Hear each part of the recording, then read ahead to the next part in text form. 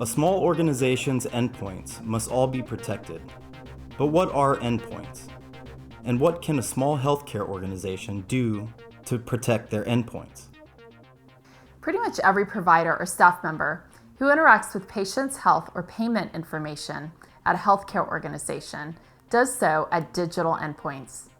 But if they aren't in the IT department, they aren't usually thinking about what endpoints are and why those need to be protected. Dr. Willis, how would you describe endpoints for non-IT healthcare organization staff? Endpoints include desktops, laptops, mobile devices, and other connected hardware such as printers and medical equipment. Think of endpoints as the points where humans and machines interact.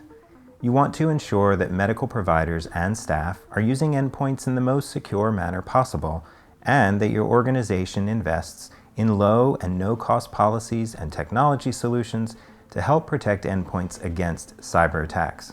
Yes, endpoint protection is important for even small healthcare organizations. Cyber criminals view endpoints as potential entry points into the network of the organization they are targeting.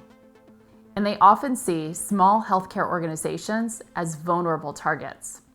If cyber attacks get through in an endpoint, it could take a small healthcare organization's business to a screeching halt. In a simple way, protecting endpoints is kind of like making sure the doors to your home are locked. You have a key, but others who aren't supposed to enter your home do not. Of course, there are many ways to protect endpoints, and doing as many as your organization can reasonably do is best. The Health Industry Cybersecurity Practices, or HICCUP document, showcases 8 cybersecurity practices to better protect your organization's endpoints. Number 1, remove unnecessary administrative accounts. Not everyone in your organization should be an administrator, but many small organizations set up employees as the administrators of computers and laptops. This provides the employee with expanded system access and capabilities, most of which they do not understand and definitely don't need. If you are giving too many employees administrative access at your organization, it's time to stop doing that. Only give appropriate employees administrative access. This reduces the damage that an employee who should not have administrative access could do accidentally or intentionally. It also protects against an attacker who tries to compromise that endpoint. Also, once a computer or laptop is set up, don't let many or most of your employees do software installations. Only authorized personnel within an organization should be allowed to install software applications. Even if that coupon program or social media plugin doesn't compromise your system, it may interfere with the necessary applications your organization needs to function. Employees who appropriately have administrative access should also audit software applications on each endpoint, maintain a list of approved software applications, and remove any unauthorized software as soon as it's detected. Number 2, keep your endpoints patched.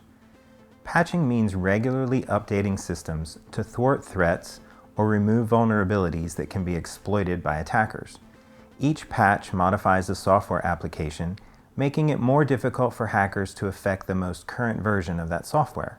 When possible, configure endpoints to patch automatically and ensure that third-party applications, think of Adobe Flash or your EHR or your email program, are patched as soon as possible.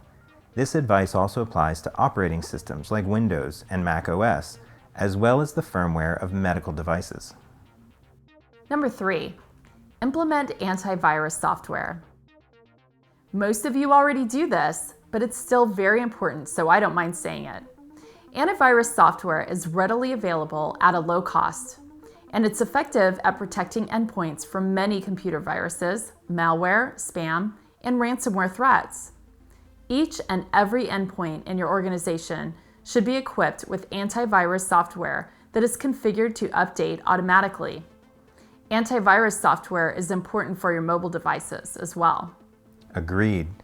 And if you are using a separate company to manage your IT networks and devices, hold them to task and make sure they have a system in place to update your endpoints regularly. Number 4, Turn on endpoint encryption. Encryption applications help to prevent hackers from accessing sensitive data, usually by requiring a key to encrypt or decrypt data. It's best to install encryption software on every endpoint that connects to your network or EHR system, especially mobile devices such as laptops. For the life of the endpoint, maintain audit trails of this encryption in case the device is ever lost or stolen. This simple and inexpensive precaution may prevent a complicated and expensive breach. For devices that cannot be encrypted or that are managed by a third party, implement physical security controls to minimize theft or unauthorized removal. This would include items and actions such as the installation of anti-theft cables, locks on rooms where the devices are located, and the use of badge readers to monitor access to rooms where devices are located. Number 5, enable firewalls. Turn on the local firewalls for all your endpoint devices. Firewalls are especially important for mobile devices that may be connected to unsecured networks, such as Wi-Fi networks at coffee shops or hotels or conferences. Talk with your EHR vendor or your IT support staff about VPNs or virtual private networks if more protection is needed than just firewalls. Number 6, enable multi-factor authentication from remote access. For devices that are accessed off-site, leverage technologies that use multi-factor authentication before permitting users to access data or applications on the device. This may include biometric authentication such as fingerprints or facial recognition, text-backed security codes, or the use of tokens that can be used in addition to usernames and passwords alone. Logins that only use a username and password are often compromised through the most common and all too often successful cybersecurity attack, phishing emails. Number 7, cloud-based vendor encryption practices. If your organization leverages an EHR system or accesses sensitive data through application systems either on the cloud or on-site, encrypt network access to these applications. Contracts with EHR vendors should include language that requires medical PHI data to be encrypted both at rest and during transmission between these systems. And finally, number 8, educate your staff about these practices. It's vitally important that all of your employees are aware of these practices because they are interacting with your organization's endpoints. But what if an endpoint goes missing or if it's known to be stolen?